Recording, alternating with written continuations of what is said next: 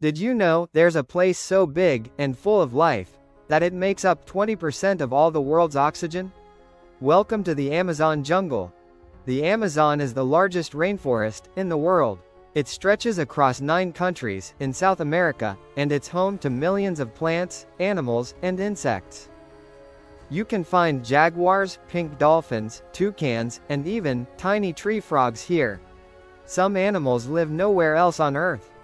The jungle is also called the lungs of the Earth because its trees produce a huge amount of oxygen that helps us all breathe.